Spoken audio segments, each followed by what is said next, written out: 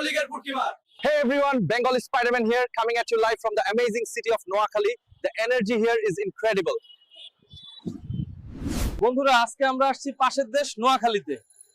বাবা, আমার হাসিনা আপাকে দেখতেছি না, কে জানি কার ধনের উপর বসে আছে। সেই এবার আমরা কই যাব ভাবো তো? জি, আমরা স্বৈরাচার মাগির বাসায় যাব।